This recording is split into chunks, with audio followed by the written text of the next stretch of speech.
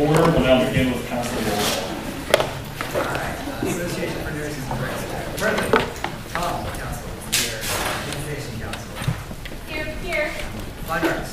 Here. Graduates and students. Graduate Engineering Council. Here. Graduate Public Affairs Council. Here. Liberal Arts Council. MBA Council. Here. Natural Sciences Council. Here. Pharmacy Council. Here. Social Work Council. Here. Student Association for the School of Information. Here. Student Bar Association. Here. Student Engineering Council. Here. Architecture Student Council. Here. UBC. Here. Undergraduate Geological Society. Undergraduate Studies Council. Here. And UT Nursing Student Association. Okay, we'll now move on to special reports. I'll call up Becky Pickert and Janelle Rubio from the Faculty Affairs.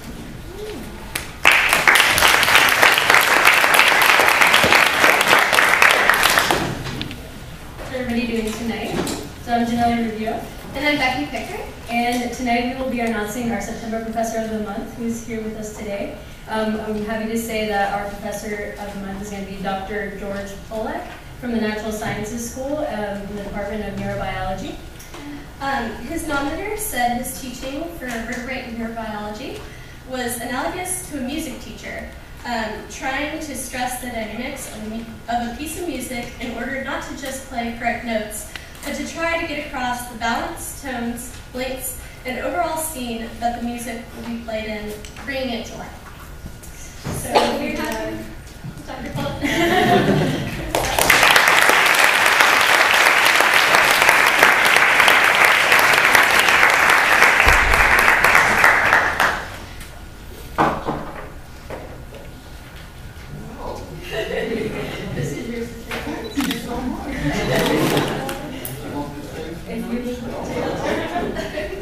I'm really overwhelmed. I had no idea there was going to be this big of an audience, and I was going to be the only one. This is really a terrific honor. I thank you very much, and Oliver, thank you too very much for nominating me.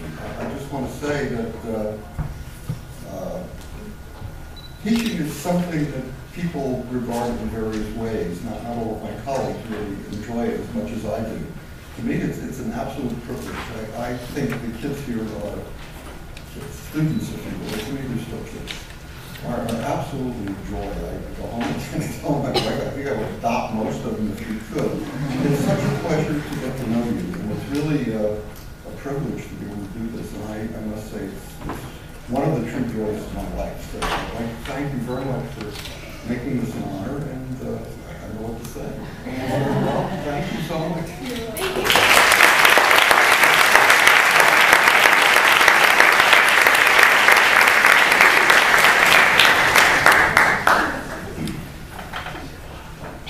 That's my favorite part of the meeting.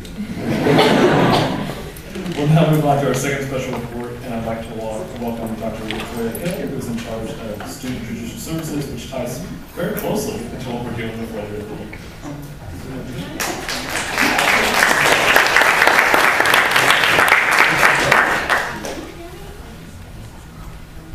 Okay, that's better. Again, thank you very much, Michael, for inviting me today to kind of speak to Student Judicial Services. I hope you all never have to run into us. We are located in the Office of the Dean of Students. We are in Armandale, and a lot of times we're known as the principal's office, but I'm hoping to change that. Our role really is to uphold the mission and the values of this institution, both the institutional rules as well as this new honor code that you all are voting on, and the language that you all are voting on fairly shortly. And part of that is, holding students accountable when there is a violation. We really come from a philosophy that we don't think that all students are bad and that you all are out there cheating intentionally. We realize that we have great students on this campus, but sometimes great students make bad decisions. And so our role really is to hold them accountable and kind of navigate them back to the path of integrity when they kind of fall off. And so the other goal really is to really promote an institution of integrity and values so that your degrees mean something. You know, right now we're ranked, I think I saw the report, number 25, and we don't want to be ranked as, you know, your degree is, yes, we have this great ranking, but then we're known as an institution of a bunch of cheaters. And so that really does devalue the degree. So our goal is to really uphold those values.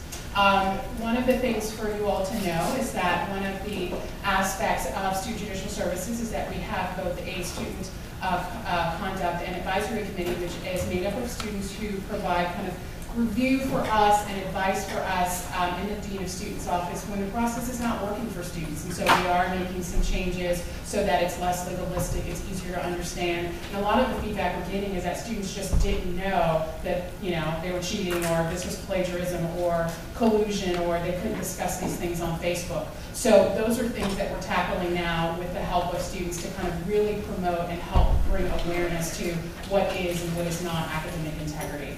The other thing that we are currently working on is a student conduct board, which is going to be out of the report from the President's Task Force. One of the recommendations is to form a conduct board that will hear academic integrity cases. It will be made up of both students and faculty. And so it will provide another option for students that when they do have a situation of academic integrity, that it will be heard before their own peers. So that is something that's in the process that will be effective and implemented 2013, 2014, and we are constantly going to be looking for students to serve on that board in the future. So if it is something you're interested in, please kind of keep an eye out as we will be seeking applications and nominations in the future.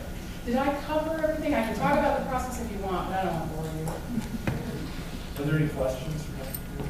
I know we have a request in the President's committee meeting to have her come speak and just provide some insight into the office and what we want to do. We see about 1,300 to 1,400 cases. 30% of those are academic Could integrity. you clarify the whole thing with, I know it's come up about Facebook collaboration, email, and all that stuff. Yeah. It's kind of a rule. Well, there's not yet, let me focus on that it is more about the behavior and not the form. There's not right now a policy on social media and the use of it. One of the things that we were really trying to strive is if you wouldn't have the conversation in front of your professor, you probably shouldn't be having it on Facebook. And we find that Facebook usage is great. I mean, there are certain professors who use it, promote it, want you all to use it and actually have their own so that there is great discussion. So we're not saying in this institution, Facebook is not great to use and online working and collaboration is not great, but really focus on what are the expectations of the professor? Are they outlined in the syllabus? And if you are in doubt, then you need to talk to the professor before you really engage in that kind of discussion on Facebook. But like I said, I think the rule of thumb is if you wouldn't have it in front of him or her, then you shouldn't be having it on Facebook. And really taking a look at that syllabus about what that professor's expectations are about collaboration in the classroom. And every class is going to be different. So your math professor might say something completely different from your English professor, you know, but it is their right to outline what their expectations are. Did that help? Okay. Other questions? Yes. Hi. You mentioned that 30% of your issues are academic and integrity issues, and then the other 50%, I would just like to ask, what kind of issues are those, and if there's a rule or a law that you abide when it deals with those non-academic issues? Everything is outlined in the institutional rules, which are online, and in particular, we focus on Chapter 11. So everything is outlined there, and so I would say about 70% of those are, unfortunately, a majority are alcohol related. So your MIPs, your MICs, and so that's where a large percentage of our cases that we deal with. And then sometimes also disruption in classrooms, that's the other piece that we are having to really process. But a majority are going to be disciplinary related to alcohol. Paul? This may be a little bit of a stretch, but I'm curious as to if you have any estimates about regarding those 30% that are academic. In what manner are those brought up? Are they brought up by professors, other students? Excellent question. So a majority, and I would say, and again, let me, a lot of this is online, but a majority of referrals are made by faculty. This is back to referrals, whether it's the faculty themselves or a teaching assistant or an assistant instructor. We very seldom get reports from students who are coming to our office. Now, they may go to the professor, who then will bring it forward to us if they see cheating or something in the classroom, but most of our referrals are made by faculty.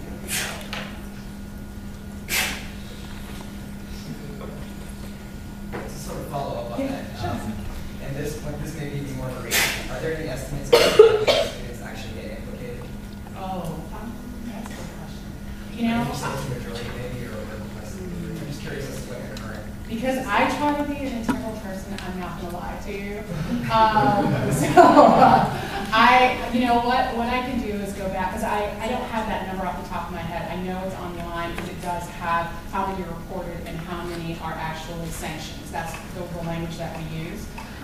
So I can definitely get that number back to you, if you know, about how many. And right now, we're finishing up, I know it sounds odd, we're finishing up academic year 10-11 because we're still in the process of finishing 11-12 because of summer sessions and summer classes. So I'll have accurate numbers, I would say, by the end of October, about what those numbers look like, about how many students are actually sanctioned with academic integrity related cases.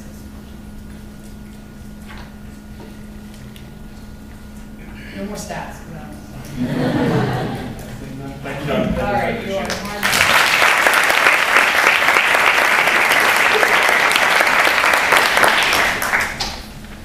We'll now move on to organizational announcements, and Farzad with an announcement about the orientation advisory program, and Stephanie will be joining too. You're not into this.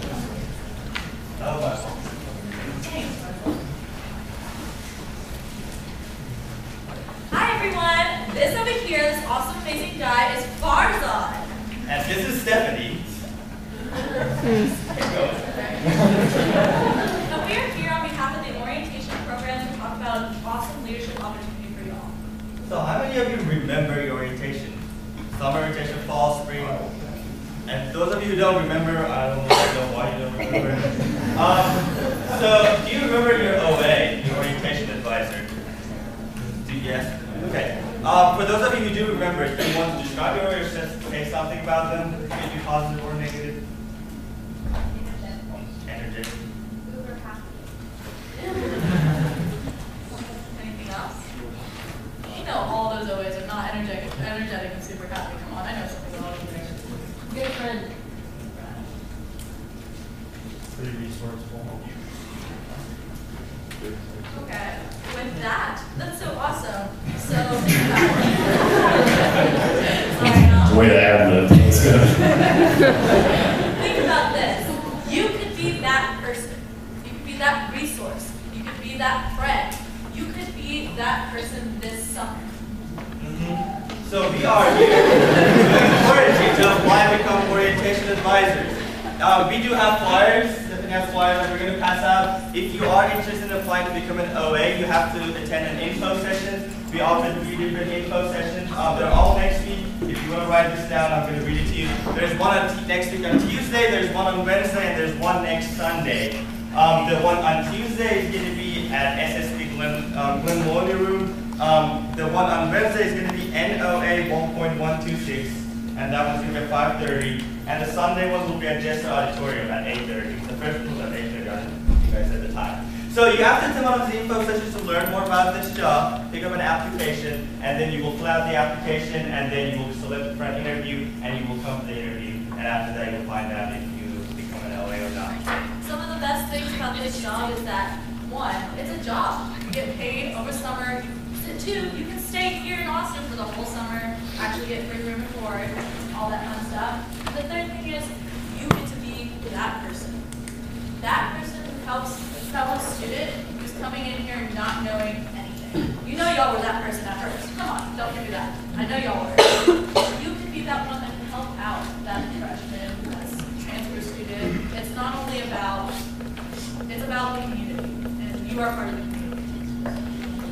And it's also a leadership development program for you, because the supervisors in this program care about you. They want you to grow and become a better leader so you can lead the students over the summer.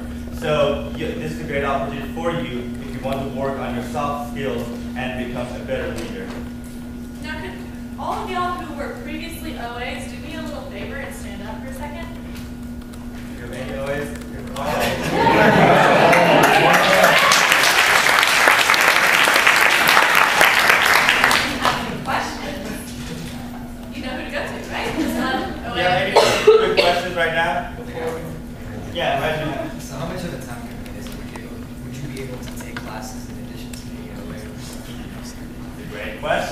The OA job is a full-time job for the first half of the summer, so you will not be able to take summer class for the first session. However, you could take classes over the second session. You can also take online classes over the first session if you really want to take more classes.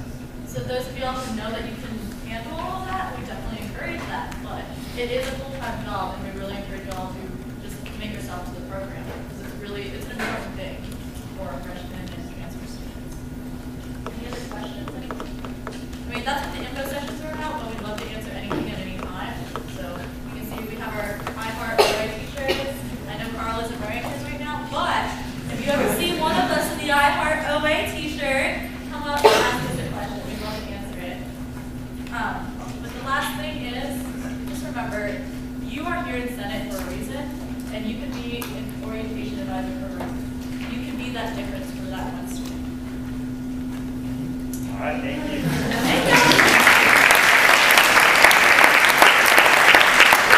Bring up from student government or line. Thank you.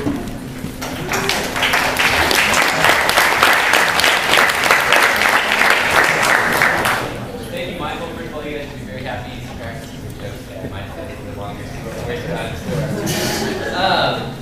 For those of you who live near campus or live around campus and like to be safe, I have good news because on October 18th, from 5 to 7 p.m. at UTPD, there's going to be a student safety coalition, and it's going to bring Austin Police Department, UT Police Department, and building managers. So you can come and see who those representatives are that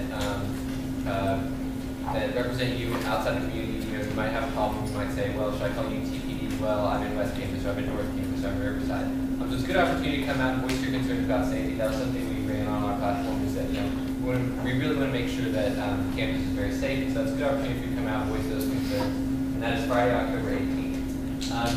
Next really exciting thing is October 14th is going to be the official start date of the 24 hours of the PCL.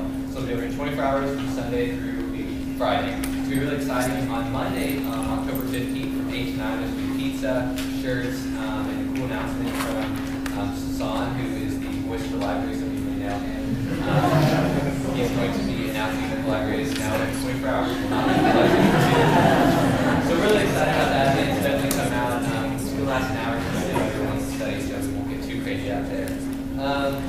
On Tuesday, student government passed a resolution to get SureWalk on the back of your ID cards. For those of you who don't know, SureWalk will walk you home or walk you to your car off campus. They are housed right down there. The SAC 512-232 walk is the number for that.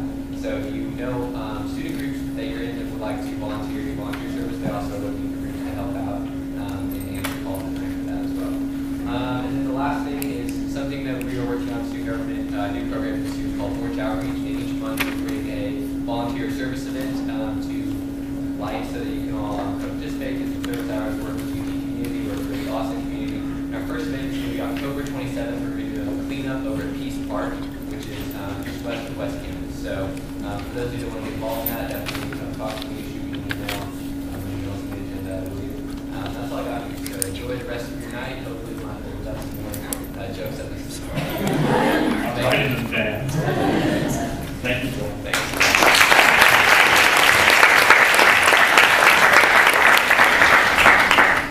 Okay, I know Michael couldn't be here, but there's a representative from the Graduate Student Assembly.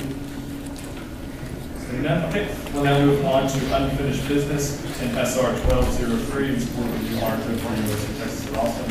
As of today, I was added as an author for this, so I do have to turn over the chair of the assembly.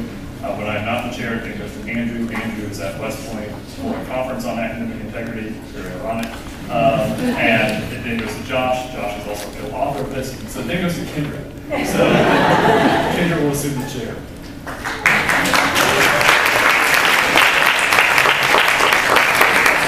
I'll give you an applause. I think.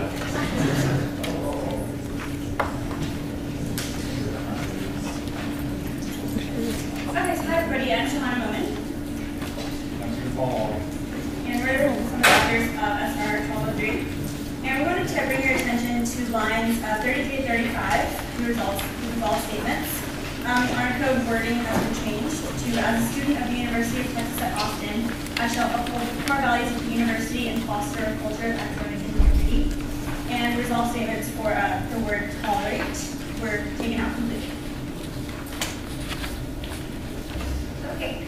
be 20 minutes of discussion and debate. Well, I thought that the original wording about tolerating gave it more meaning. So will this new foster something less Not necessarily. Actually, Dr. Hill and I talked about that right before this. Concern with tolerate was actually brought from several presidents today and talks with because the definition seems a little flimsy, and that if you left it as that way, it would seem as though there would be no purpose to put it in there. And so that had more implications in terms of SJS as well, and the council with that. So,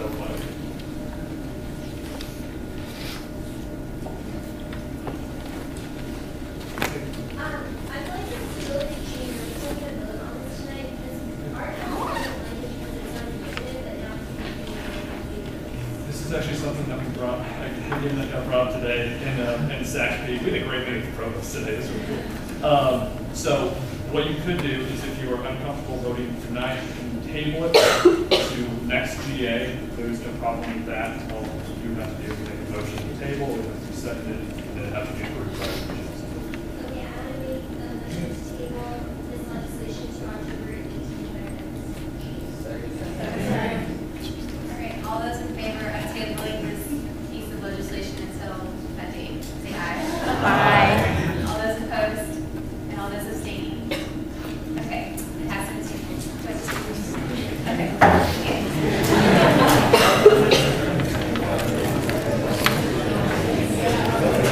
And just as a side note, if you do have any, just as a side note, if you do have any questions or comments, please do let us know. Yes. Can I ask something about this? Which one? This definition of everybody. Which piece? I mean, why is such a huge change in what you had given us the last time? That was based on council feedback. That's our job. Get feedback from councils, and if your students feel as though. These are not academic, these are not still on. I mean, you had a part which said I will not participate in academic, these honesty or something. Yes. Yeah, you don't want that to happen. I mean, you don't want that to. I feel as though that's covered under cultivating a culture or fostering a culture of academic integrity. So we'll now move on to the next piece of legislation, which is SR 1204 in support of offering integrated interactive degree options for dual degree students. So the authors of this piece of legislation, please come forward.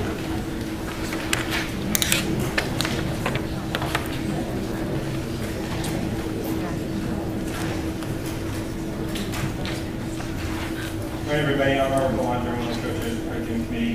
I'm Laura Wright, I'm a co-chair of the curriculum committee as well. I'm Dave Bird, one of the R&I co-chairs. So basically, no changes were really made to this piece of legislation since you saw it at the last GA. So I guess we'll open up to Yeah, we'll now move on to a 20-minute period of discussion and debate. Comments? Seeing none, is there a motion to end the debate? Is there a second? All those in favor, please say aye. Aye. All those opposed? Okay, are you ready for a question? We'll now move on to the question on the approval of SR 1204 in support of offering integrated interactive degree audits on dual degree students. All those in favor, please say aye. Aye. All those opposed? All those abstaining?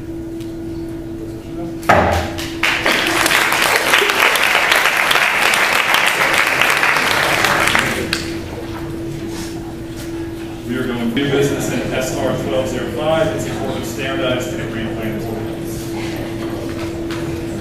Oh yeah. If you turn to the next page, we have the policy brief up there. So basically, a couple of years ago, I believe it was 4 or 5, Senate passed SR 609, which is very similar to this. This piece of legislation is really sort of to reaffirm that it's been identified as a need. It was a specific recommendation of the final report of the task force on undergraduate graduation rates, so we highlighted that in the legislation, as well as the Provost Council academic advising. And basically, the intent of this is to encourage the administrative process to formulate a standardized degree plan, and we've passed that with an existing committee to be determined hopefully by someone like Vice Provost David Waddy, who is congratulated. graduation rates. So with that, any questions? Yeah, we'll now move on to a period of questions and answers. I'm sure you probably chalk it up to red tape, but I'm curious as to why 609 didn't get implemented when that was passed. You know, I don't know exactly why it wasn't implemented. The concerns that it highlighted there was less direct in terms of standardized degree plan formats of the solution. It just was basically, you know, we need to improve graduation rates. Students are being tied up in their degree progress, so by standardizing these formats, we can help this.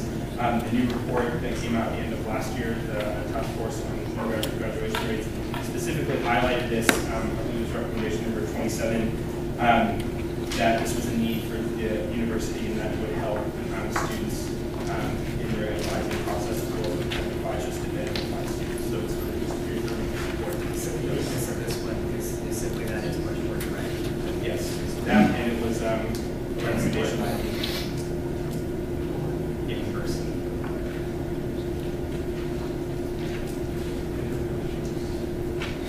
So I know that in addition to having, let's say that everybody would have it would also be, would it be better to have financial rates? For example, I know engineering has contracts to show how all design programs, because the classes are set, they have to do this.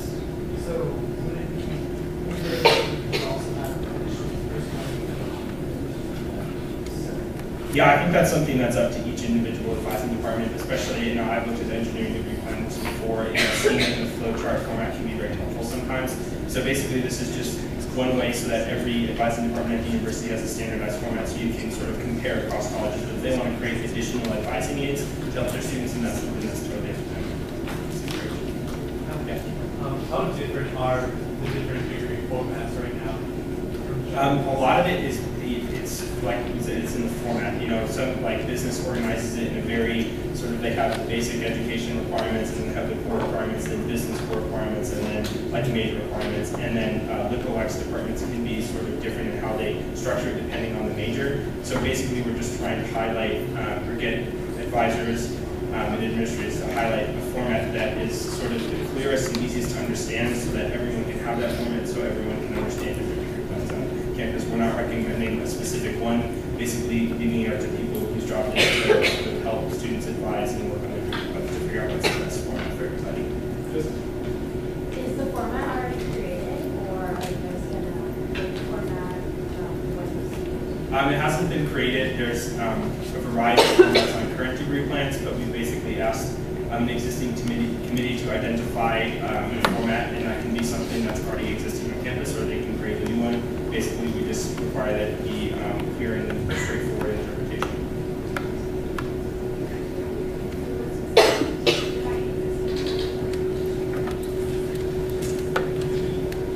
We put that language in there because we didn't want to sort of task a new committee with this in particular. One of the things we will do, it says in the policy brief that if this is passed, we'll meet with someone like Vice Provost Lottie to sort of determine what he thinks would be the best way to go about implementing this if this can be adopted if someone, a current committee who's doing work that's similar to this. So basically someone who's already, a body that's already had been identified to deal with these issues to sort of finalize this and sort of make a decision.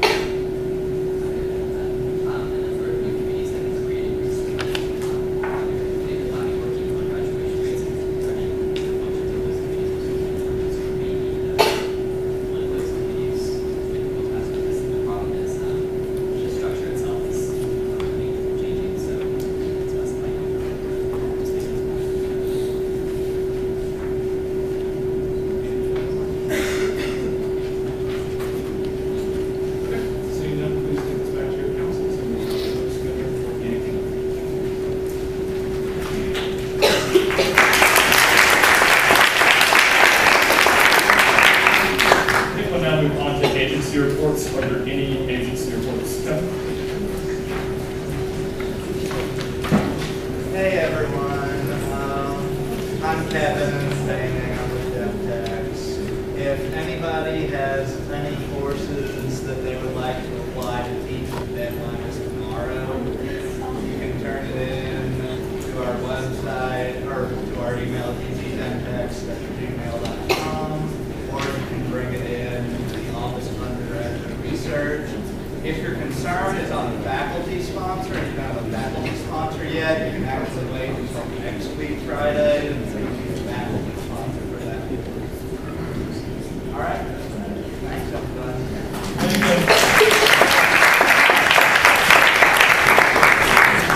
Any other agency reports?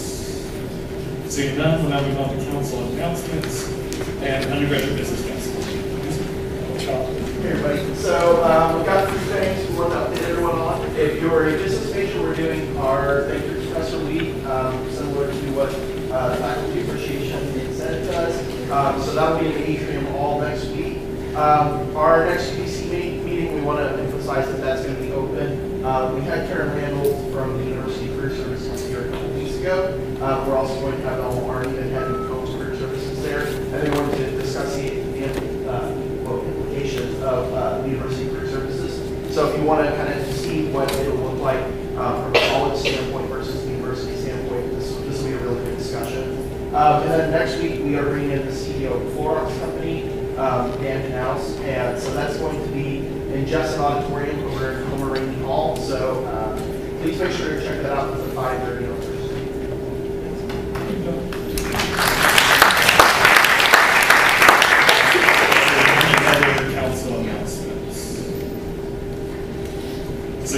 Done. We'll move right along to executive reports.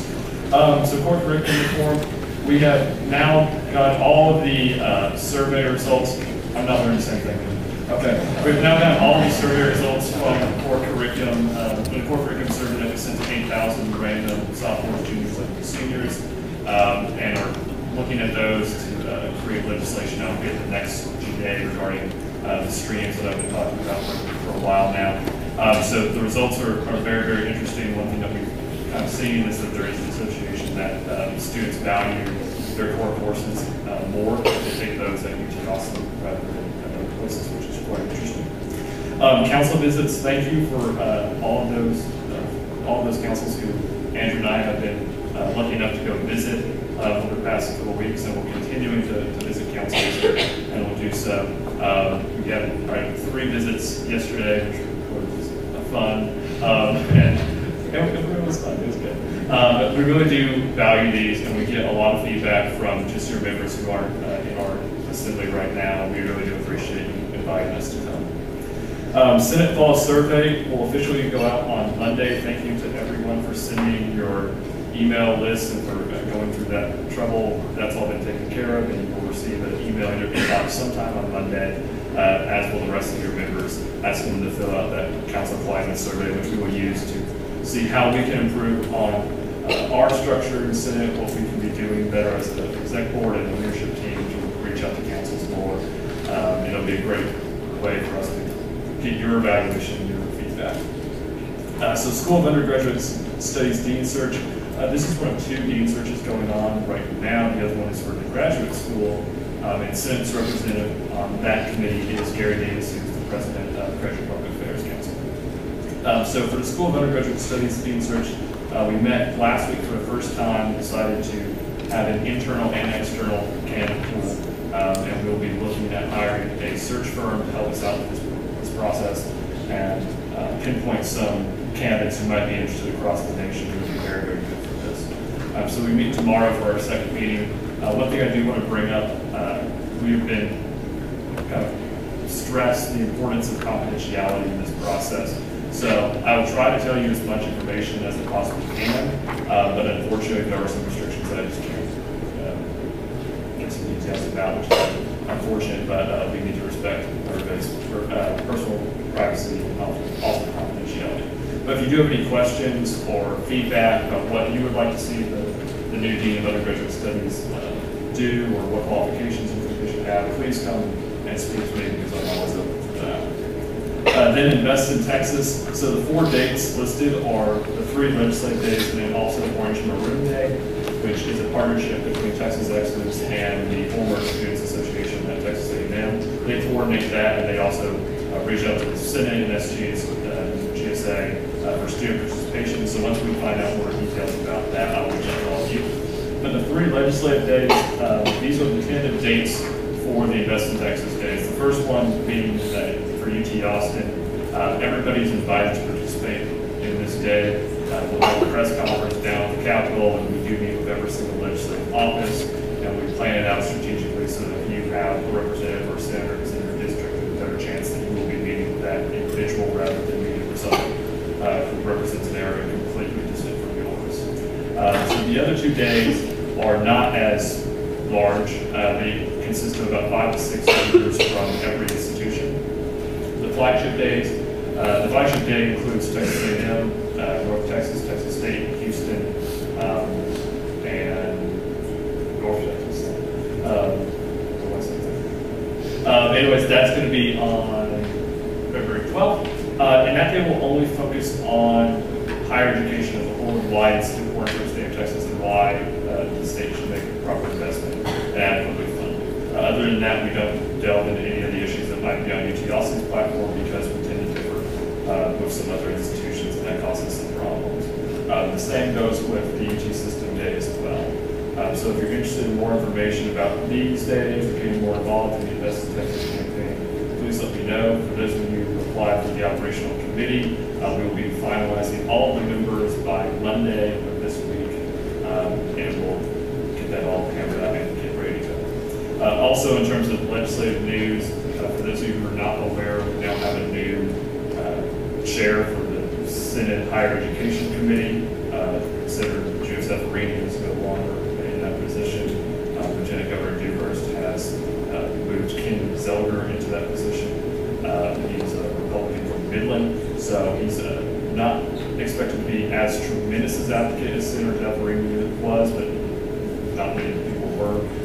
But he is supposed to be still a good friend of the TUT, and we'll be meeting with him very shortly to discuss higher education. So that is my update. We'll now move on to Kendra.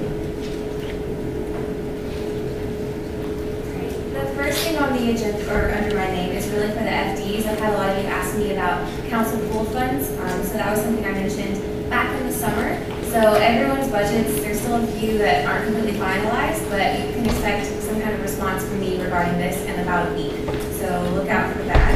And then thank your lovely FDs. Their fall appropriation cycle is over. We've appropriated to all of our organizations. If you look at the back, you can see the breakdown of everything. I believe 2,830 was given monetarily and about 6,400 black and white copies. You can see what those were given towards. If you have any questions about any of this, you can always ask me or one of the other FTs. They're there. And we'll now move on to Ryan Burke. Hi everyone. I just want to thank you all so much again for your involvement in the Academic Expo. Whether you were involved in the pre-event planning, participating in the Expo, or you simply attended the event, we really, really appreciate it. It was a great success. We got excellent feedback from students and all of our other visitors. Had a high student traffic and a lot of inquiries. So again, we hope you found it to be really valuable. On that note, we will be hosting a follow-up meeting this Sunday, October 7th, from 3 to 4 p.m. in the SAC Senate office. That's SAC 2.301.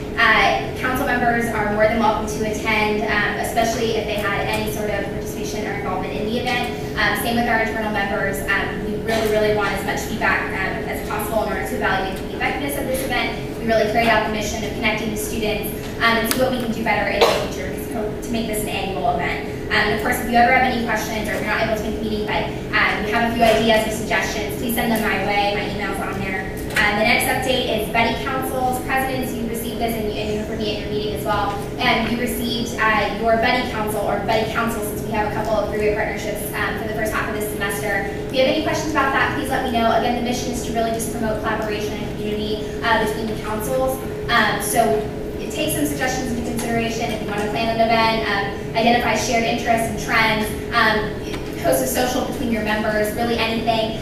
If you want more suggestions or if you want to meet with me about anything, please let me know. But it's really up to you guys, and we want to make that as much of a free rein as possible. Next update is Council Representation Ad Hoc Committee, and I'm really excited about this. We're reestablishing this ad hoc. We've done it in the past. One of the results from that ad hoc was a best practices document for the councils. You may have seen this before or heard about it. If not, we'll be taking that and really implementing it. The other thing that we'll be doing out of this ad hoc is looking at the Senate survey results. So Michael touched on this during his updates. we'll take that data and see what we can really do in order to further our practices in Senate, so councils can be better represented in Senate. So we're really going to be examining differing levels of representation. If you're interested in that at all, please come. The date right now, that's tentative, is Senate Day, October 21st. I'll send out another doodle poll so we can determine the best time and date. So as soon as I send that out, please get that filled out. We'd be really happy to have any of your members involved. But just let me know, and this is for internal as well, so at-larges. If you're interested in this, please let me know. And finally, the last thing, College Council newsletter. I'm not sure. Okay, so that will be sent out tonight. It's now in Michael's inbox, but there will be a survey for council presidents to go ahead and submit your data. So anything that you might mention during a council announcement at a GA, any updates that you want to share in a newsletter, so events, info sessions, application deadlines, you name it, go ahead and put it on there. If there are any attachments, that's something you have to send separately, but all the directions are on the survey. And then, of course, any questions, just let me know. But right now, does anyone have any questions? Sorry, that was extraordinarily fast. Awesome. All right, thanks, guys.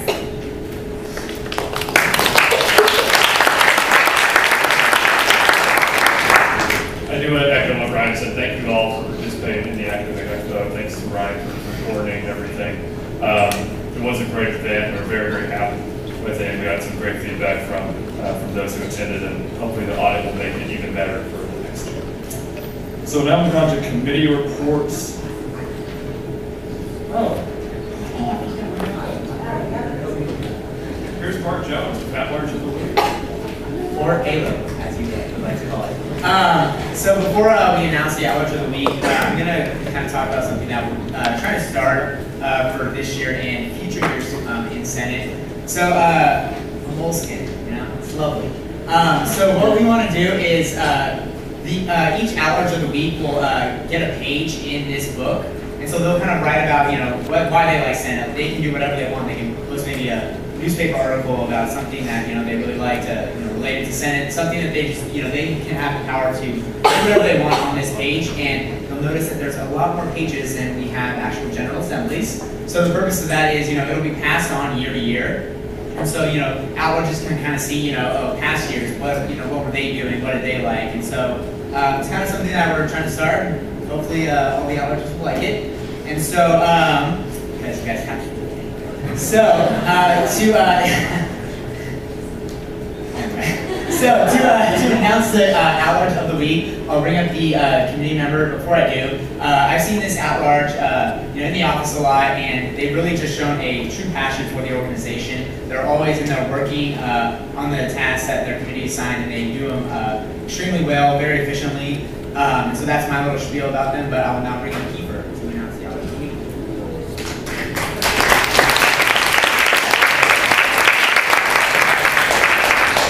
Hey guys, this is the first award of the year. I viewed it more of a at-large of the up until now than the week necessarily. But I guess say your name first. Alice Liu is our first at-large of the week, so please stand up.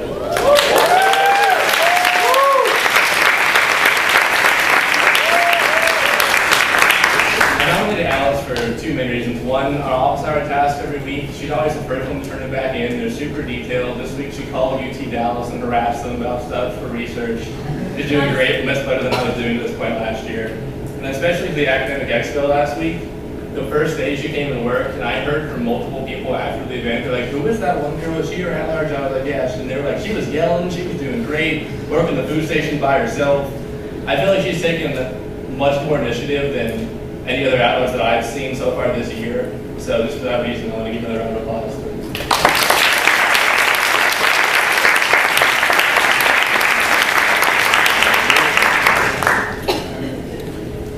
Congrats. Any other executives? Okay, so then now we'll move on to committee reports and URC.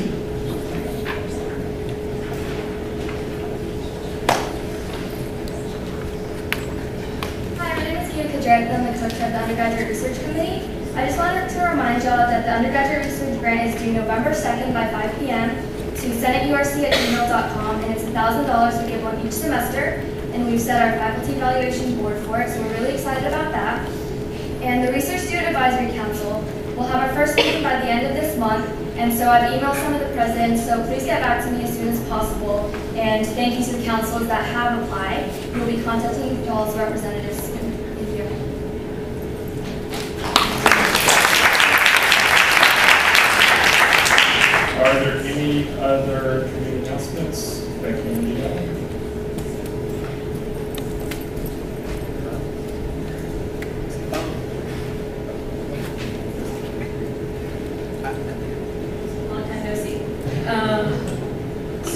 we are going to announce our councils for next month's Professor of the Month. There are Undergraduate Business Council, Student Association, School of Information, UT Nursing Students Association, and Graduate Engineering Council. So those applications will be due in 2 weeks at 11:59. That's like after GA on October 18th. So be sure to get your applications in. We'll be sending out the link for the Google Doc or the Google form to all of the presidents and representatives of the councils, so you can start getting in those nominations. And I know everybody has amazing professors within your school, so send all those nominations in. We'll be happy to read them, and we'll have them next year. And also thank you to all those that filled out nominations last week. It was very competitive, and we had a really good pool to pull from.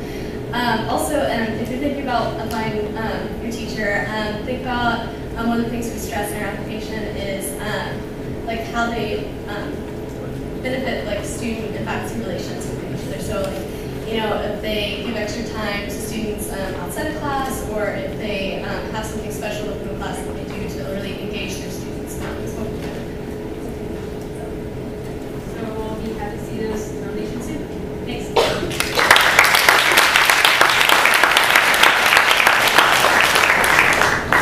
Any other committees?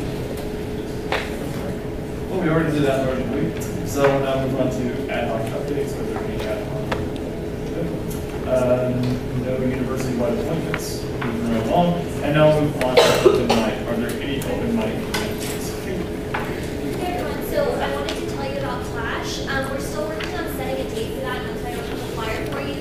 But we got a lot of feedback that October 27th would work because it's a Saturday, so we're trying to move it to Sunday, October 28th. And we wanted to stress that all councils are invited, and we also want to invite Senate committees this time. So look out for an invite from me about that. And it's going to be team building focused, so it won't be as like centered as it was last time. We're going to have free lunch from Jimmy John's for you.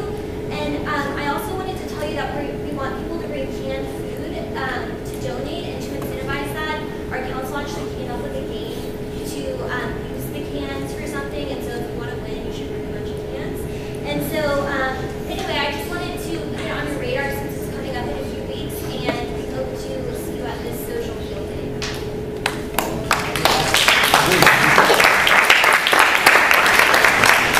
Yeah, everyone doesn't know, you might explain the Clash. Oh yeah, so basically we started Clash last year just so that, because we don't really get to interact with all the councils. I know we have buddy councils, but it's only one council.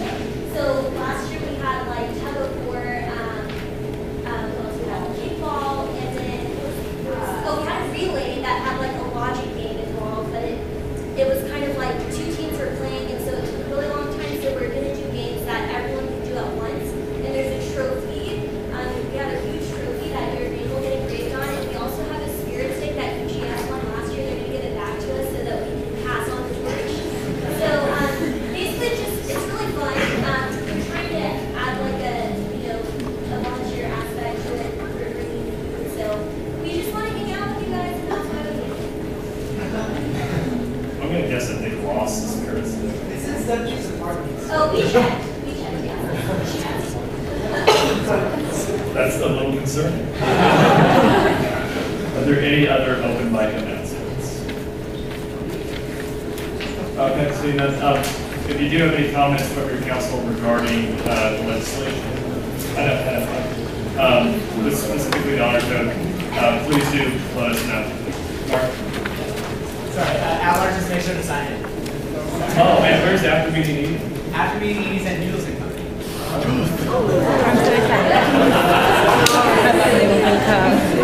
Is there a motion to adjourn?